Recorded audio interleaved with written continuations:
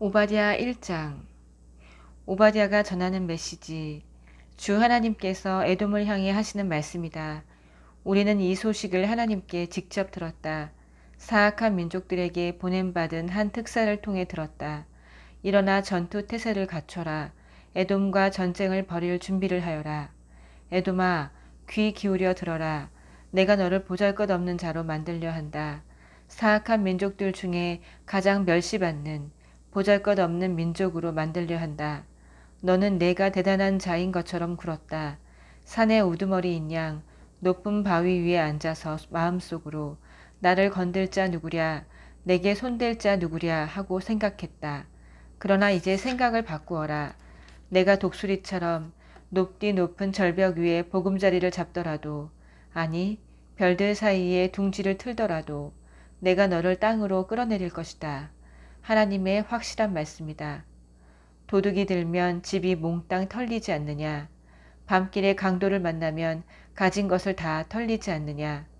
에서는 그렇게 하나씩 빼앗겨 지갑과 호주머니를 다 털릴 것이다.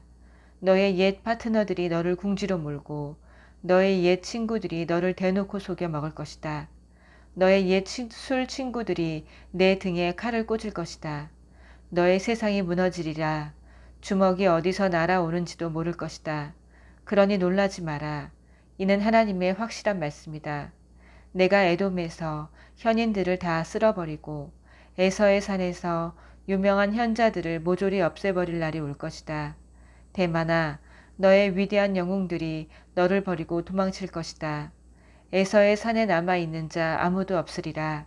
내가 내 형제 야곱에게 행한 잔악한 일들이 낱낱이 역사에 기록될 것이다.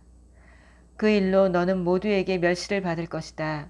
역사에 설 자리를 잃을 것이다. 그날 너는 팔짱을 낀 채 그저 보고만 있었다. 낯선 자들이 내 형제의 군대를 붙잡아 끌고 가는데도, 사악한 외적들이 예루살렘을 공습하여 약탈하는데도 그저 수수방관했다. 너도 그들 못지않게 악질이다. 자기 형제가 얻어맞고 있는데 고소해하다니. 그래서는 안 되었다. 유다의 아들들이 진창에 처박히는 것을 보고 깔깔 웃다니. 그래서는 안 되었다. 고생하고 있는 그들에게 큰 소리를 해대다니. 그래서는 안 되었다. 삶이 파탄난 그들을 되레 이용하다니. 그래서는 안 되었다. 그들의 고난, 그들의 비참한 모습을 보고 웃고 떠들다니. 다른 민족들은 몰라도 너만큼은 그래서는 안 되었다. 얻어맞아 바닥에 쓰러진 그들의 옷을 벗겨가다니. 그래서는 안 되었다. 길 끝에서 기다리고 섰다가 피난민의 길을 막지 말았어야 했다. 모든 것을 잃고 목숨만 건진 무력한 생존자들에게 등을 돌리다니. 그래서는 안 되었다. 모든 사악한 민족들을 심판하실 하나님의 날이 가까이 왔다. 내가 행한 그대로 내게도 이루어질 것이다. 내가 행한 일이 부메랑이 되어 내 머리를 칠 것이다. 너희가 내 거룩한 산에서 파티를 벌인 것처럼 모든 사악한 민족들이 하나님의 진노를 마시게 될 것이다. 마시고 마시고 또 마시고 그렇게 마시다 고꾸라질 것이다. 그러나 시온산은 다르다. 그곳에는 쉼이 있다. 그곳은 안전하고 거룩한 장소. 강탈자들에게 모든 것을 빼앗긴 야곱 가문이 제 것을 다시 찾을 것이다. 그날 야곱 가문은 불이 되고 요셉 가문은 맹렬한 화염이 될 것이며 에서 가문은 밀집이 될 것이다. 에서는 화염에 휩싸여 연기로 사라질 것이다. 잿더미만 남을 것이다. 하나님께서 그렇게 된다고 분명히 말씀하셨다. 남방에서 온 자들이 에서의 산을 차지할 것이다. 산기슭에서 올라온 자들이 블레셋 사람들을 괴멸시킬 것이다. 그들이 에브라임과 사마리아의 농장을 차지하고 베냐민이 길르앗을 차지할 것이다. 그 전에 이스라엘 포로들이 돌아오고 사르밧 북쪽에 이르기까지 가나안 땅을 차지할 것이다.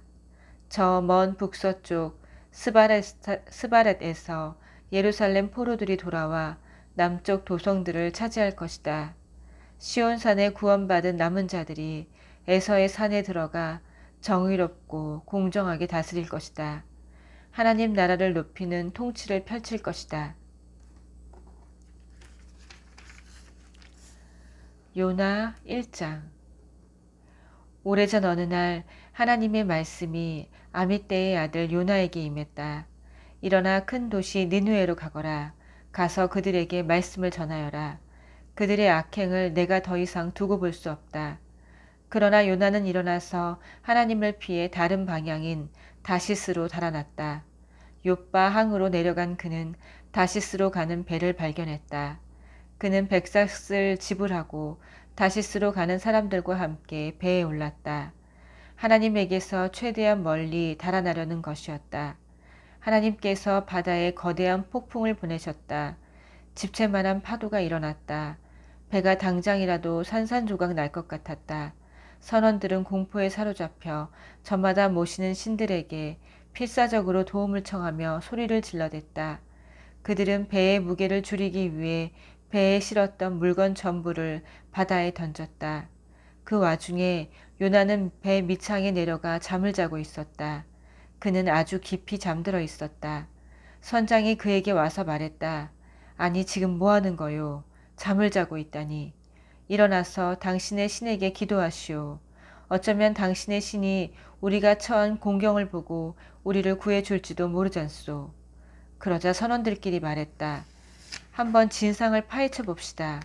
이 배에 탄 사람들 중에 누가 이 재앙을 불러왔는지 제비를 뽑아 알아보는 게 어떻겠소. 그들이 제비를 뽑으니 요나가 걸렸다. 그들이 요나에게 다그쳐 물었다. 어서 털어놓으시오. 대체 무엇 때문에 이 재앙이 일어난 거요? 당신은 뭐하는 사람이며 어디서 왔소? 어느 나라, 어느 가문 출신이요? 요나가 대답했다. 나는 히브리 사람입니다. 바다와 육지를 창조하신 하늘의 하나님을 예배하는 사람이요. 그 말에 흠칫 놀란 선원들은 겁에 질려 말했다. 대체 당신이 무슨 일을 저지른 거요? 요나가 이야기를 들려주자 선원들은 그가 하나님을 피해 달아나는 중이라는 사실을 알게 되었다. 그들이 말했다. 이 폭풍을 가라앉히려면 우리가 어떻게 해야 되겠소? 바다가 거칠게 날뛰고 있었다. 요나가 말했다. 나를 들어 바다에 던지시오. 그러면 폭풍이 멈출 겁니다. 모두 내 잘못 때문이요. 내가 이 폭풍의 원인이니 나를 없애면 폭풍도 사라질 것이요. 그러나 그것은 안 될 말이었다. 그들은 어떻게든 해변으로 노를 저어 돌아가려고 애썼다. 하지만 배는 한치도 더 나아가지 못했다. 폭풍은 점점 더 거칠고 광포해졌다. 그러자 그들은 하나님께 기도했다. 오 하나님, 이 자가 살아온 삶 때문에 우리를 죽이지 말아 주십시오. 이 자를 죽인다고 해서 우리를 벌하지 말아 주십시오. 주는 하나님이시니 주께서 가장 좋게 여기시는 대로 행해 주십시오. 그들은 요나를 들어 배 밖으로 던졌다. 그러자 즉시 바다가 잠잠해졌다. 선원들은 큰 충격을 받았다. 그들은 바다에 대한 두려움 대신 하나님을 향한 경외심에 사로잡혔다. 그들은 하나님께 경배했고 제물을 바치고 서약을 했다. 그때 하나님이 한 거대한 물고기를 보내시니 그것이 요나를 집어삼켰다. 요나는 사흘 낮과 밤을 그 물속의 뱃속에 있었다. 2장. 그러자 요나는 물고기 뱃속에서 그의 하나님께 기도했다. 그가 아뢰었다. 심한 고통 속에서 하나님께 기도드렸더니 그분이 내 기도를 들으셨습니다. 무덤의 뱃속에서 도와주십시오 하고 외쳤더니 주께서 나의 부르짖음을 들으셨습니다. 주께서 나를 대양 깊은 곳에 물 가득한 무덤 속에 던지셨습니다. 대양의 파도와 물결이 내게 부딪혀 왔습니다.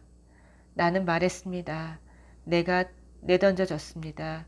주의 시야 밖으로 내던져졌습니다. 다시는 눈을 들어 주의 거룩한 성전을 보지 못할 것입니다. 대양이 나의 멱살을 잡았습니다. 태고적 심연이 나를 꽉 움켜쥐었습니다. 산들의 뿌리가 놓인 해저에서 해초들이 내 머리를 휘감았습니다. 나는 사람이 몸이 닿을 수 있는 가장 깊은 곳까지 내려갔습니다. 내 뒤에서 문들이 쾅 소리를 내며 아주 닫혀버린 듯 했습니다. 그러나 하나님, 나의 하나님, 주께서 나를 그 무덤에서 끌어올려 살리셨습니다. 내 목숨이 사그러져 갈 때에 내가 하나님을 기억했고 나의 기도가 주께 이르렀으며 주의 거룩한 성전에까지 닿았습니다. 헛된 신들, 가짜 신들을 예배하는 것은 유일하신 참 사랑을 등지는 것입니다. 나는 주님을, 오직 하나님을 예배하며 소리쳐 감사드리겠습니다. 그리고 주 앞에서 약속한 것을 이행할 것입니다. 구원은 하나님께만 있습니다. 하나님께서 그 물고기에게 말씀하시니 물고기가 요나를 해변에 뱉어냈다. 아멘.